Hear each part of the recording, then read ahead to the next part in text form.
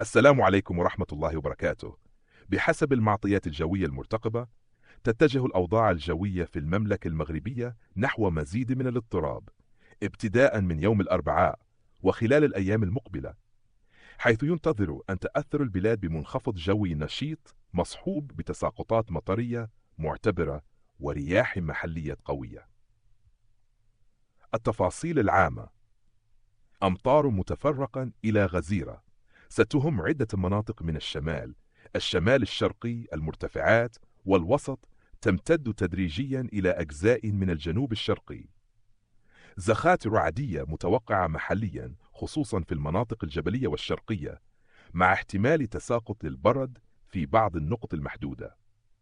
رياح نشطة أحيانا قوية خاصة في المناطق المكشوفة والساحلية. انخفاض ملحوظ في درجات الحرارة خصوصا ليلا، مع أجواء باردة نسبيا في المرتفعات. المناطق المرتقبة أن تتأثر: الجهة الشرقية، وجدة، بركان، الناظور، تاوريرت، الدريوش. الريف والأطلس المتوسط: الحسيمة، تازة، صفرو، فاس، مكناس، إفران، خنيفرة.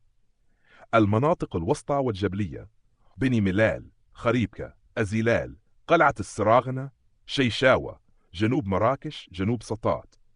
الجنوب الشرقي: الرشيدية، تنغير، كلميمة، الريصاني. تنبيه جوي: يرجى الحذر إذ قد تشهد بعض المناطق سيولا فجائية نتيجة تساقطات قوية في وقت وجيز، خاصة بالمناطق الجبلية أو المجاورة للأودية والمنحدرات. ينصح بتجنب التنقل غير الضروري أثناء العواصف، ومتابعة التحديثات الرسمية أولا بأول. نسأل الله أن يجعلها أمطار خير وبركة، وأن يعم بنفعها جميع ربوع الوطن.